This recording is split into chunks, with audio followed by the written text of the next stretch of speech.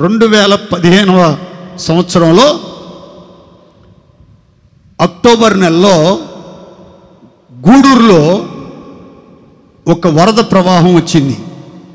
మన ప్రార్థనా మందిరానికి పైన ఉన్నటువంటి గ్రామాలలో ఇంచుమించు 120 చెరువులు గట్లు తెగిపోయి ఆ నీటి ప్రవాహం అంతా పంబలేరు అనే ఒక వాగు ఉంది. ఆ వాగులోనికి వెళ్ళటానికి మందిరం మీదుగా ఆ ప్రవాహం జలాలు వస్తూ ఉన్నాయి. ముందే చెప్పారు, కానీ అంత ప్రమాదం ఉండదనుకుని మేమంతా సిస్టర్లు, బ్రదర్లు, కొంతమంది విశ్వాసులు కూడా మందిరంలోనే ఉన్నాం. రూములన్నీ లాక్ చేసి అన్ని సర్ది సూట్ కేసులు పెట్టేసి మందిరంలో ఉన్నాం. మొత్తం మీద గేట్లు తెరుచుకొని ప్రవాహాలు మందిరంలోకి వచ్చేసినాయి. రూములు నిండిపోతున్నాయి. రూములు నిండిపోతుంటే నెమ్మదిగా మందిరంలోకి వచ్చాం. మందిరం కొంచెం హైట్గా ఉంటుంది. ఆ మందిరం కూడా పొంగి పైకి వచ్చేసింది. ఆ తర్వాత నేను పుల్పిట్ టేబుల్ మీద మరలా ఇంకొక టేబుల్ వేసుకుని దాని మీద నిలబడ్డా. సిస్టర్లు నాతో ఉన్నటువంటి వాళ్ళంతా పైకి వెళ్ళారు. నేను చూస్తా ఉన్నా, నేను నిలబడిన టేబుల్ కూడా మునిగిపోయింది.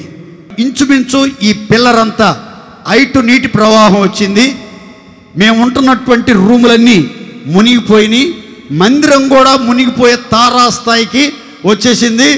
ఇక నాకు ఇక్కడ గుండెల దాకా నీటి ప్రవాహం వచ్చేసింది.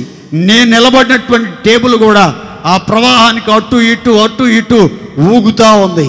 ఇక అప్పుడు నాకు అనిపించింది, అయిపోయింది మన చరిత్ర. దేవుడి దయ వల్ల నాకు ఈత కూడా రాదు.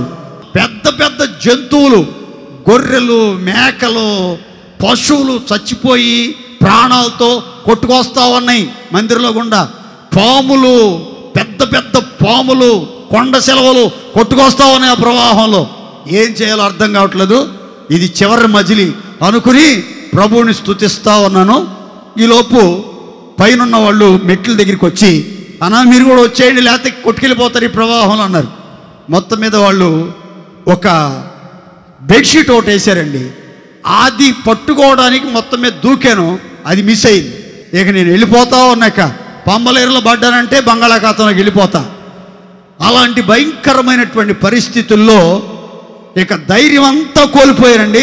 ఒకే మాట గట్టిగా అరిసా, ఏసయ్యా అని గట్టిగా అరిశాను. మొత్తం మీద ఆ మెట్లకి వెళ్ళి గోడ దొరికింది.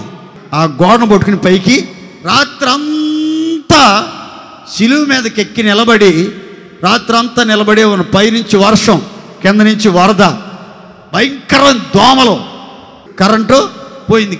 ఎవరు సహాయం చేసేదానికి ఎవరు కూడా లేరు. అలాంటి పరిస్థితుల్లో రాత్రంతా నిలువు కాళ్ళ మీద అట్లాగే ఎప్పుడు తెల్లారుతుందా, ఎప్పుడు మనం తీసుకెళ్తాని ప్రత్యేకమైన బోట్లు వస్తాయా అని ఎదురు చూస్తూ ఉంటే ఉదయం 9 గంటలకు మొత్తం మీద నెల్లూరు నుంచి బోట్లలో మమ్మల్ని ఒడ్డుకి చేర్చారు. దేవుని స్తోత్ర. ఇలాంటి భయంకరమైనటువంటి వాతావరణం, పరిస్థితులు మీ వ్యక్తిగత జీవితంలో రావచ్చు.